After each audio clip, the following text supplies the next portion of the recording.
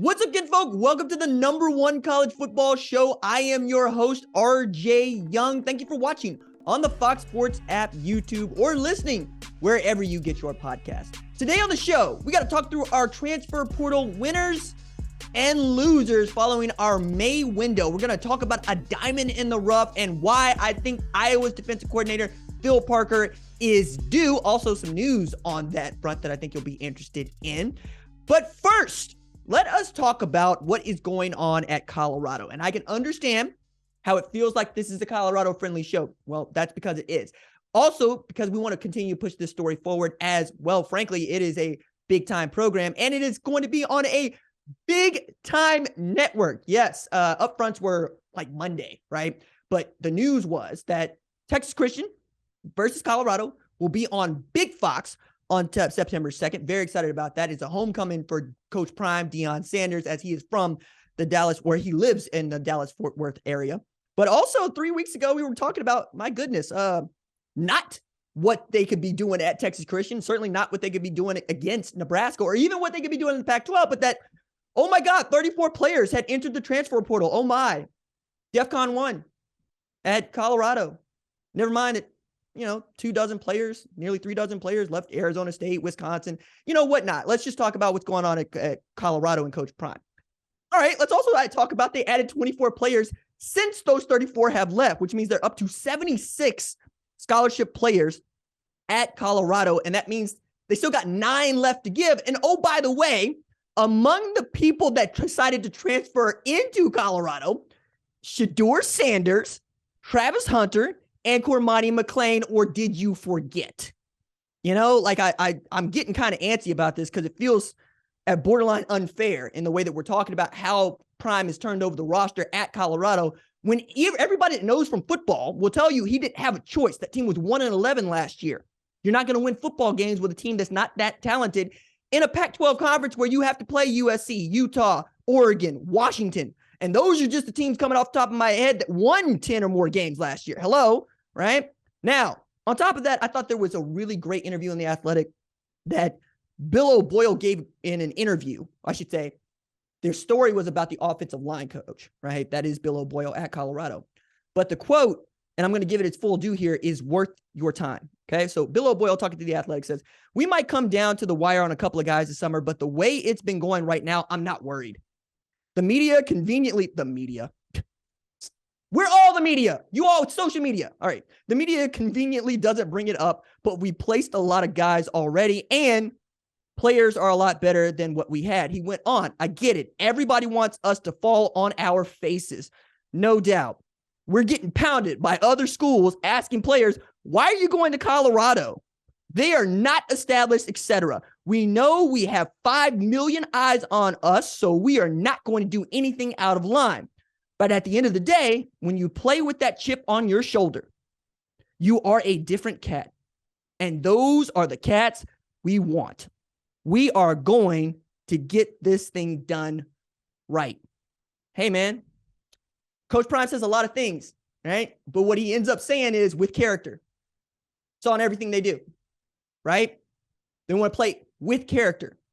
I don't understand how more people aren't actually enthused by this. And frankly, Prime is an old school coach, like some of y'all claim to love. I mean, he is taking no guff from no players. He is keeping it 100 and real. Everything you get, you earn, right? You eat because you are providing, not because somebody else is provided. And they are going to go get players that frankly are good. Like, I'm going to give you a list of some of the guys that have transferred into Colorado just over the last 6 months, right? Among them, Jaquez Robinson, who I got to know. There's actually an interview with Jaquez Robinson on the YouTube channel when he was thinking about Oklahoma, end up at Alabama. He's transferred to Colorado, right? Tarvarish Dawson, a wide receiver out of Auburn, who also clocked 10.58 in the 100 meters. To put that in perspective, right? Jalen Waddle ran 10.68 in high school, all right?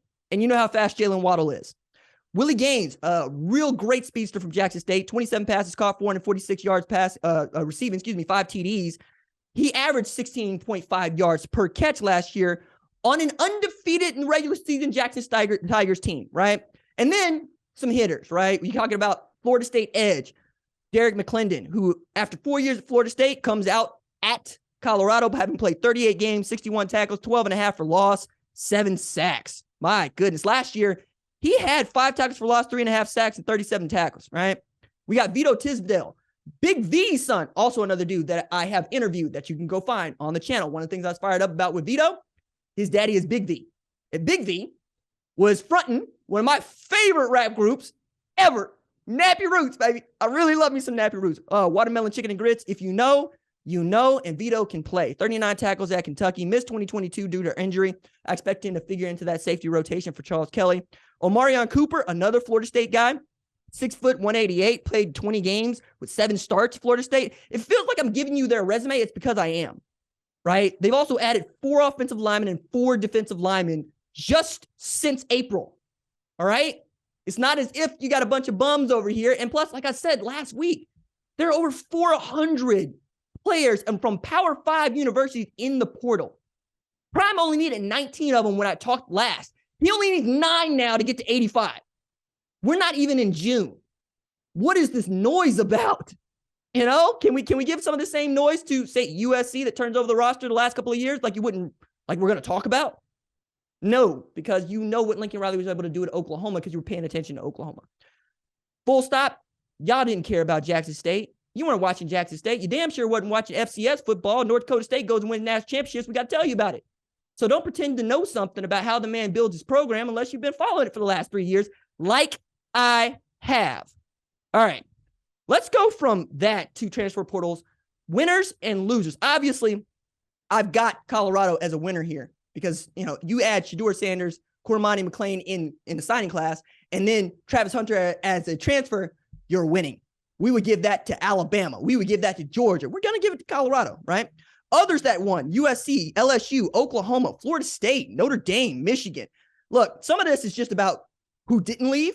Like, I get that as you're listening to this, Logan Diggs committed to transfer to LSU as a running back for Notre Dame and had the most carries at Notre Dame last year, but he was not the best tailback at Notre Dame last year. That's a dude named Audric Estime, keep it 100. Other part about this is Harold Perkins ain't going nowhere. That's a win in the transfer portal. Harold Perkins might be the best defensive player in the SEC. He's going to be playing at LSU. Jared Verse at Florida State. He ain't go nowhere, okay? That's a dude that would have been a first-round draft pick had he chosen to come out this year, right? Sam Hartman decided to move to South Bend, where it's going to be him and, you know, the little leprechaun and Mark Freeman. I'm sorry. I've been to South Bend. I got feelings about it. I'm looking around going, there's no mall. What is there to do here? I'm sure producer Tyler's pulling out his hair going, RJ, I spent 4 years there. It's fine. It's me, right? And I'm a Oklahoma fan. Play like a champion. It's a whole thing. You understand. Producer Tyler does the show. Blake Corum, Donovan Edwards didn't go anywhere. That's how Michigan is winning. You got 2 tailbacks that could start for anybody, anywhere, anytime, who decided, no, we'll stay here. We'll run it back. We want to get back to the college football playoff a 3rd time. We would like to beat up on Ohio State a 3rd time. We would like to win a Big Ten championship a 3rd time, right? Oklahoma added some studs on defensive line. Thank God for that. Deshaun McCullough, go play some cheetah, right? That's kind of like the 2nd level linebacker, but coming out of Indiana where he played end. That's how athletic Deshaun McCullough is. Rondell Bothroyd coming out of Wake Forest is a guy that could have gone into the NFL draft. Jacob Lacey, a defensive tackle coming out of Notre Dame. Thank you very much, Notre Dame. We would like to have you defensive lineman. Thank you so much. I was looking at Jerry Tillery years ago going, damn, can we get one of them? Like, that dude was a monster, just destroying us. And I still hold a grudge for 2012 and Manti Te'o and the whole thing. Now, for USC, I would say Eric Gentry didn't go anywhere. I know he got injured last year, but Eric Gentry was outstanding linebacker for SC and frankly anywhere. And at his height of 6'6", my God, the idea of that dude playing in the middle of your defense as opposed to back into your defense or even wide receiver or end, that's outstanding. But then again, let's talk about how USC has turned over the roster a la Colorado. So last year, Lincoln Riley turned over the roster with 21 dudes, right? They went 4-8 the year before he got there. He turned over with 21 new dudes. They win 11 games to make Cotton Bowl. Get beat by Tulane. Get beat by Utah. But win the Heisman. That's something. Got a Heisman trophy. Not like Oklahoma ain't got 7 of those. We also got Dorian Singer transferring in at wide receiver, but I also need to add here, you lose Kyle Ford to UCLA, excuse me, Gary Bryant to Oregon. So you got to go get the dude that had 1,100 yards receiving from Arizona. You also add South Carolina running back Marshawn Lloyd, who was outstanding for South Carolina last year. Oklahoma State linebacker Mason Cobb UGA defensive lineman Bear Alexander, Texas A&M defensive lineman Anthony Lucas, Purdue defensive lineman Jack Sullivan, Georgia State defensive lineman Jamil Muhammad. Feels like Prime ain't the only person that went into the portal to go get dudes. But somehow you feel better about him going to South Central than you do going to Boulder, which is not a sentence that I expected to utter ever. And yet, here we are. Those are transfer portal winners. What you lost, not really losers. It's just you lost some players that you're still looking to replace in the portal. Among those, Michigan State, which has a real problem at quarterback. I don't want to sugarcoat that. You're asking a lot of Noah Kim and Caden Hauser if you think they're going to replace Peyton Thorne, who ended up going to Auburn. That's a lot. Set aside Keon Coleman, who was a combat receiver out there, man. 758 yards that he was accounted for. I think 78 passes caught as a sophomore last year. And in South Carolina, you lose Jaheim Bell, who was something like Deebo Samuel for them. Really interesting cat. 231 rush yards because he had to play tailback when Marshawn Lloyd got hurt. And he also had 261 receiving yards. And you look at him, yeah, you can find all sorts of ways that he's going to be outstanding at Florida State. That's how they got better. Plus, they got their Oklahoma killer back in Johnny Wilson, who was just beating the hell out of Oklahoma secondary in the Cheez-It Bowl. I'm going to stop. Austin Stogner also chose to transfer back to Oklahoma, which would have been your number 2 tight end. So both your top tight ends at South Carolina, you got to replace your starting tailback. That's hard. That's really hard. I mentioned Michigan State and then Oklahoma State. You lost 16 scholarship players, 9 on offense. I mean, and it's a lot that Mike Gundy's going to have to replace over there. Quarterback Spencer Sanders went to Ole Miss. Offensive lineman Caleb Etienne went to BYU. Wide receiver Bryson Green went to Wisconsin. Wide receiver Braylon Presley went to Tulsa. Wide receiver Stephon Johnson went to Houston. Running back Dominic Richardson went to Baylor. Wide receiver John Paul Richardson went to Texas Christian. I mentioned Cobb went to SC. Trace Ford went to Oklahoma across the Bedlam line. Hello. Safety Thomas Harper went to Notre Dame. The defensive back DeMarco Jones went to Tulsa. I mean, Jabbar Muhammad went to Washington. It's not like you just lost dudes. You lost dudes that everybody else wants. That's tough, man. You're talking about 16 guys? That's what? Quarter of your roster? And 9 on your offense? That's just a lot to overcome there. And those are the dudes that I chose to write down and tell you about. So I expect Mike Gundy will pull a rabbit out of a hat because that's all Mike Gundy has been doing since he's been the head coach at Oklahoma State. He takes dudes like Wes Lunt and wins football games. Takes dudes like Clint Shelf and goes and wins football games, right?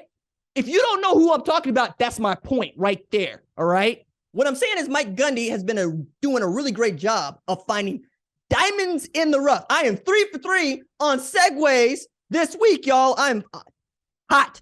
So our diamond in the rough, Iowa defensive back and, frankly, defensive coordinator, Iowa defensive coordinator and defensive back coach, Phil Parker, right? Slowing down because I'm very excited to talk to you about Phil Parker. It also is a reason for that, right? I think this dude deserves the Broyles Award. And frankly, he's a semifinalist last year. I just think it's Iowa football, so you don't care. This is also my opportunity to tell you. I was very honored to learn that the Broyles Award committee asked me to become a voter in 2023. And I'm passionate about these awards. I'm super passionate about making sure that recognition goes to the better players and coaches in our sport. It's one of the reasons that we really love doing segments like this one, Diamond in the Rough, right? And Phil Parker has been that guy at Iowa for nearly a decade now. And it's a football thing in a football family at Iowa. Kirk Ferentz, Brian Ferentz, right? Phil Parker was coaching for his dad for so long, Norm, until that dude stepped down in 2011. Phil became the defense coordinator at Iowa. But since being the defense coordinator at Iowa, all he's done is absolutely flip that unit into one of the best in college football, full stop. Iowa ranked second from last in expected points added behind these teams, right? That is, how much were you expected to score based on what your offense could do? And we all know what offense Iowa was running last year. It's the one where we're trying not to get in the defense's way, okay? So New Mexico went 2-10. Among others, 10 worst in offensive expected points added. UMass, Rutgers, Colorado State, Colorado, Western Michigan, FIU, Boston College, Nevada, Northwestern, and Texas State. And of those 10 teams, only one had a losing record. Had a winning record. Only one had a winning record. And that was 8-5.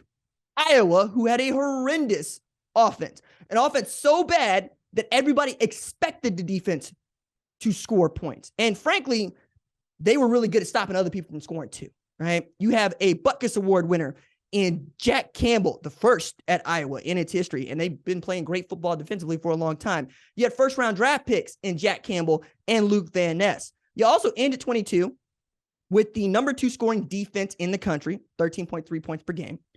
The number 2 total defense in the country, 270.8 yards per game. The number 6 pass defense in the country, just 169.5 yards per game.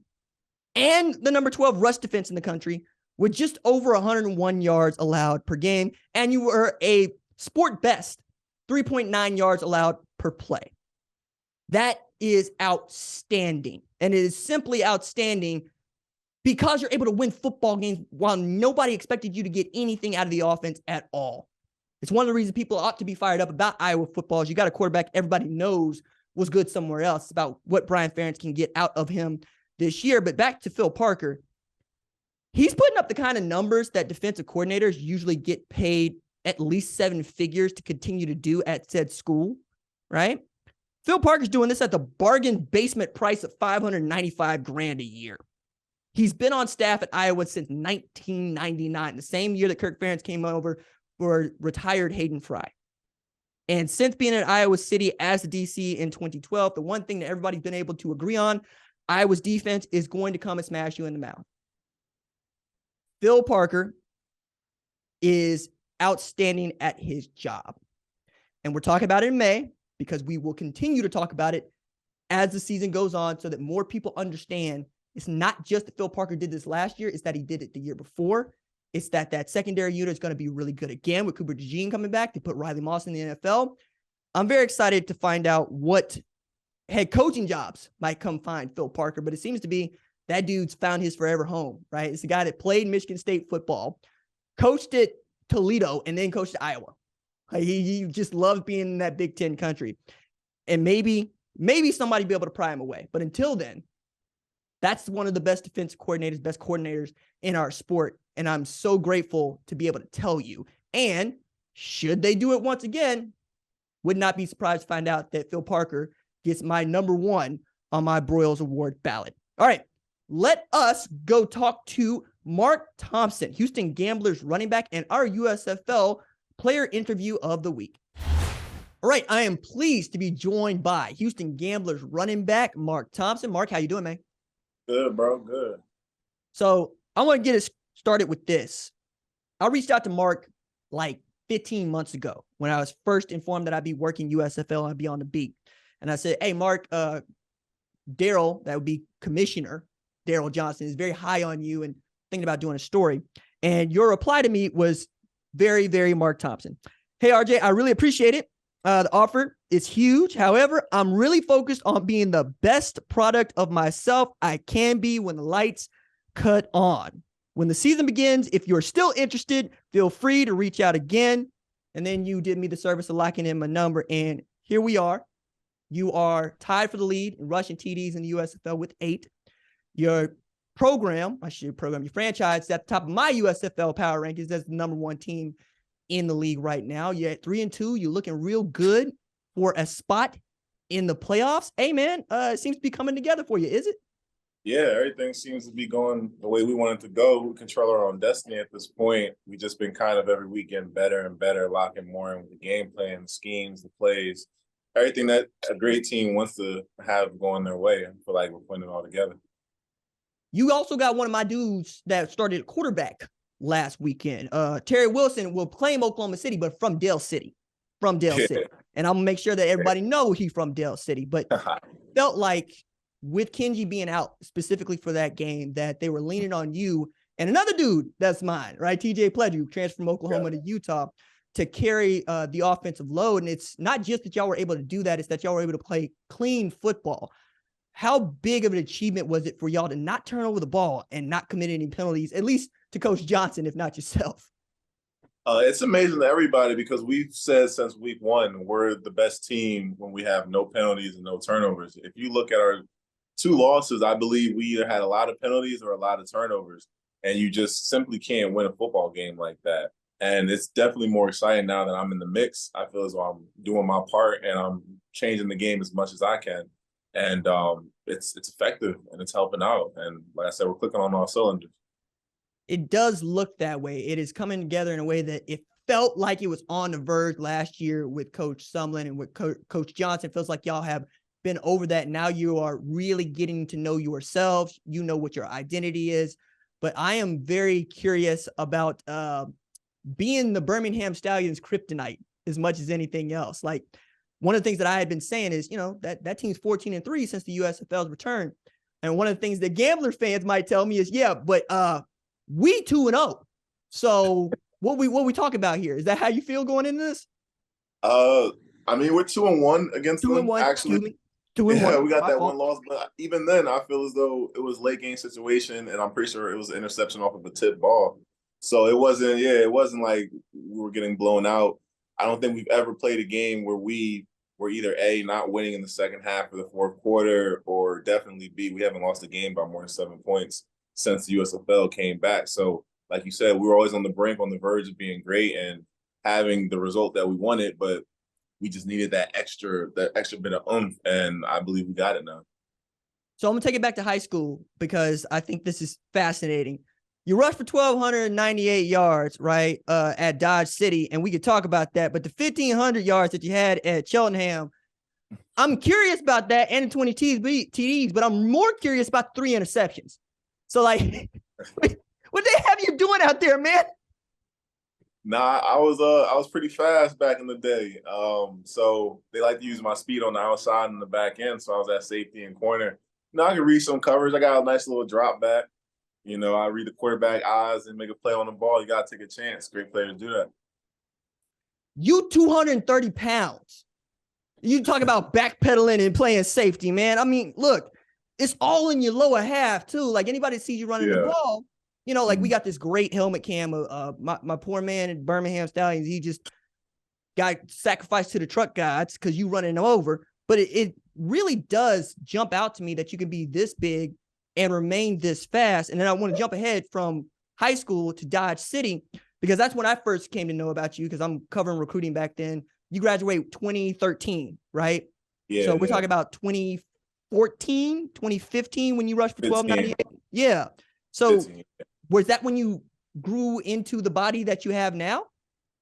Shoot, I've been about 6'2", 225 since I've been, I think, 18 and 19.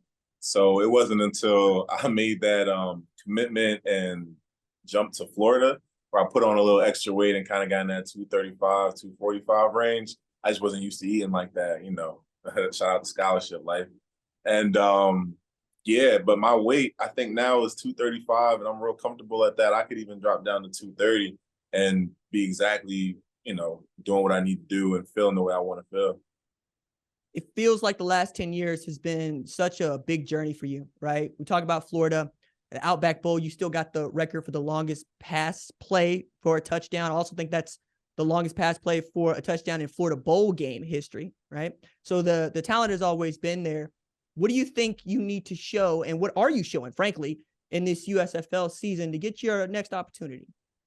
I have to complete a season. I feel like last year there was a lot of hype going into the season, and those first few games I was definitely doing what I needed to do to showcase my talent, but I didn't have a strong finish, and overall the team didn't do well. And if the team doesn't do well, everyone's not going to get looks. If we all play well, we all going to get looked at. If we don't play well, it's hard to get a look.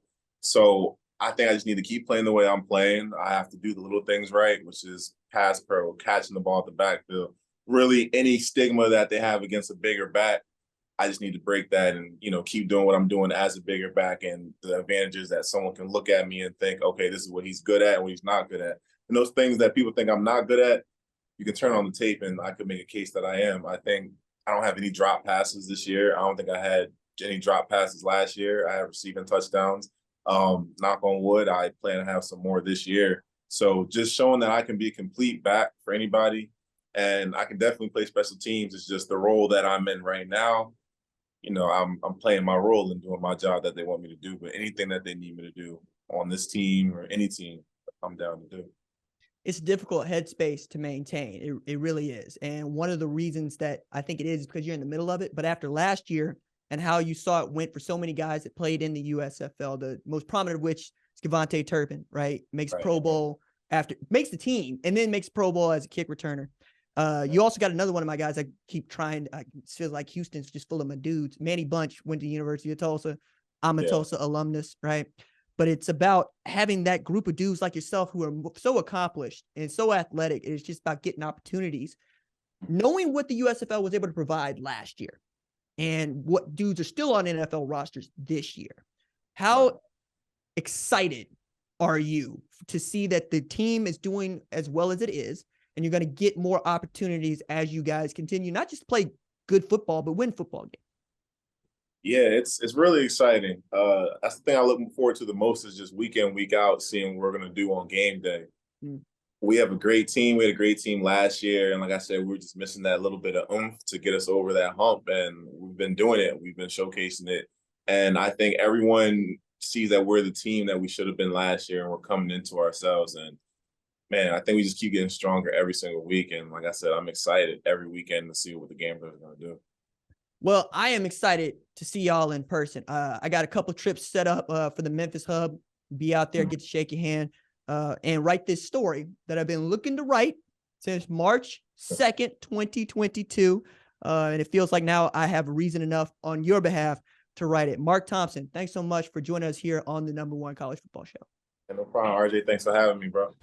My thanks again to Mark Thompson for joining us for our USFL player interview. It's always a privilege for me to be able to talk to these men as they make their journey through the United States Football League. All right, that's going to do it for this episode of the #1 college football show. My thanks as always to our lead producer, Tyler Wojak. Our senior producer is Catherine Donnelly. Our director is Gabe Gross-Sable. Our social media maven is Javion Duncan. Our production assistant is Kiara Santana. I'm the host, RJ. We will see y'all next Wednesday. Doses.